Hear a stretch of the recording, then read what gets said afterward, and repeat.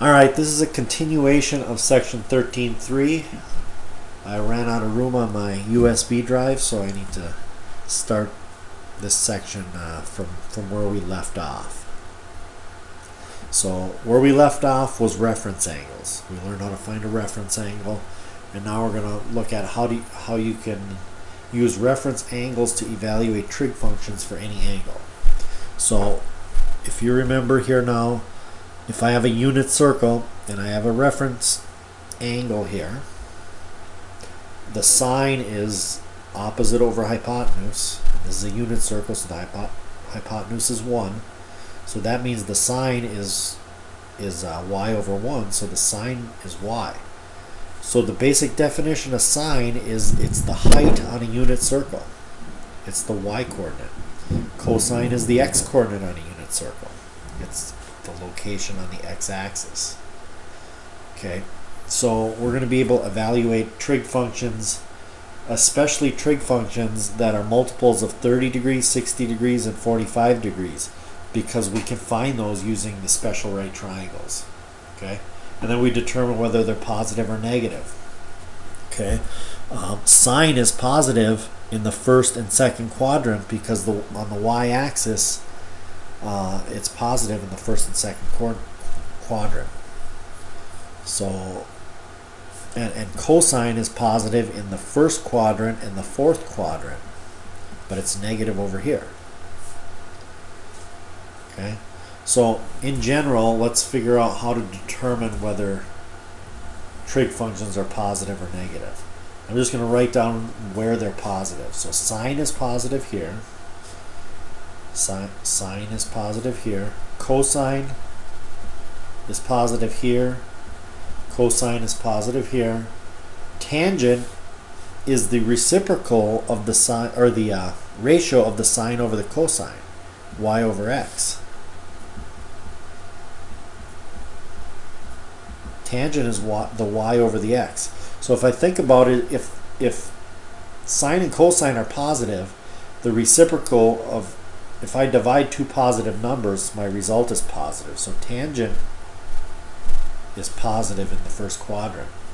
But if sine is positive and cosine is negative, tangent is negative in the second quadrant. In the third quadrant, if sine and cosine are both negative here, if I divide two negatives, I get a positive. So tangent is positive here. And then it's going to be negative here because sine is negative. Okay, so this shows us where these ratios are positive. Okay, so if our angle ends up in any of these quadrants, I can determine whether it's positive or negative. One way I remember it is using a little way to remember things. I write cosine is C, tangent is T, sine is S, and all of them are positive here, so I just put an A. So the way I remember it is by thinking of the word cast, C-A-S-T, starting in the bottom quadrant here. You got to remember where you start. Okay, if I can remember that word, I know where everything's positive. Okay, so let's look at a couple examples here. Let's figure out what the tangent of negative 240 degrees is. So the first thing we need to do is draw where negative 240 is. So I'm going backwards here, 240 degrees, which would be somewhere like right there. So I need to figure out what the reference angle is first. And the reference angle is this angle here that your angle makes with the x-axis. So that is going to be, let's see, it'd be 180 to here, so this would be 60 degrees. Okay, so I need to know what the tangent of 60 degrees is. Okay, well, that's where these special right triangles come into play. What's the tangent of 60? Tangent is opposite over adjacent, so the tangent of 60 is the square root of 3 over 1. Okay, so the tangent of negative 240 is also the square root of 3. However, it could be negative. So I got to look and see where my angle is. It's in quadrant 2. Is tangent positive or negative there? Well, sine is positive, but tangent is negative, so it's going to be negative square root of 3. Okay. Cosine of negative 210. Okay, so let's draw negative 210 degrees. Negative 210 somewhere like right here. So the reference angle once again is right here, and that would be 30 degrees, right? So what's the cosine of 30 degrees?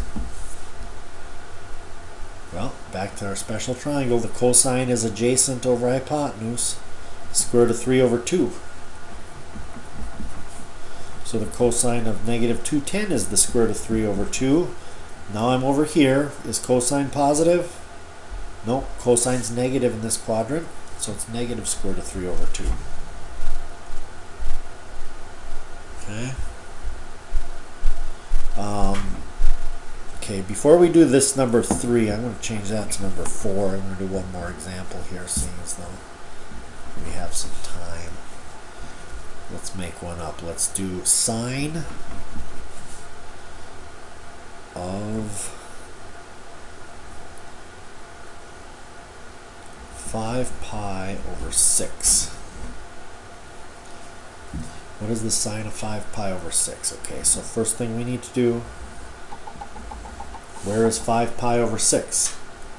Well, 6 pi over 6 is pi, so that's 180. So it's not quite 180 degrees. So the reference angle is pi over 6. So what is the sine of pi over 6? Well, we need to know what the degree measure is. So 180 divided by 6 is 30 degrees, right? Okay, so what's the sine of 30 degrees? Well, back up here. Sine of 30 degrees, 1 over 2, opposite over hypotenuse. So the sine of 5 pi over 6 is also 1/2. Okay, now is it positive or negative? Well, in this case, sine is positive in the second quadrant, so it's positive 1/2. Okay, last one, cosecant. Let's figure out what the reference angle is.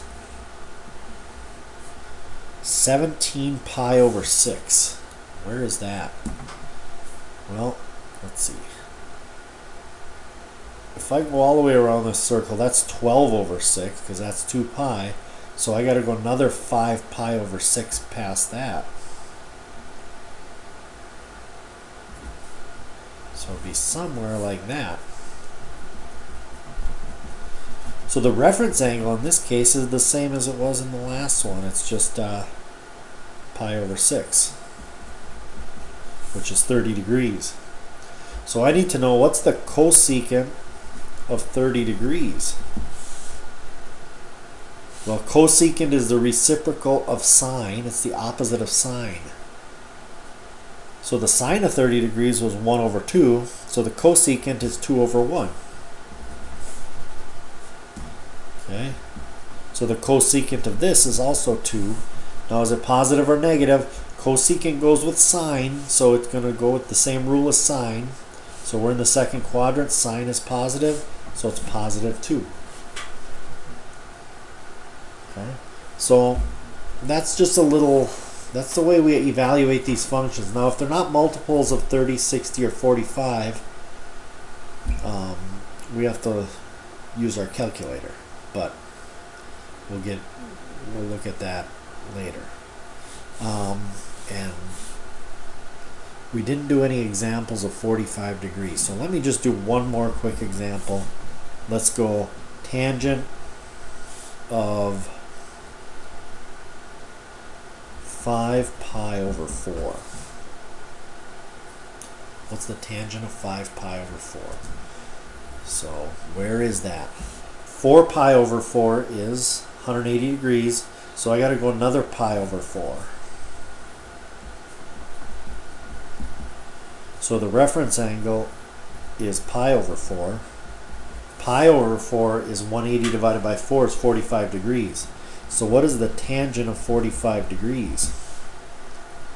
Well, now we use the 45, 45, 90 triangle. Tangent is opposite over adjacent, so it's 1 over 1, which is 1. So 5 pi over 4 is in this quadrant. Tangent is positive, so it stays positive. Okay? So that's how we evaluate trig functions for any angle using reference angles. That's it for section 13.3.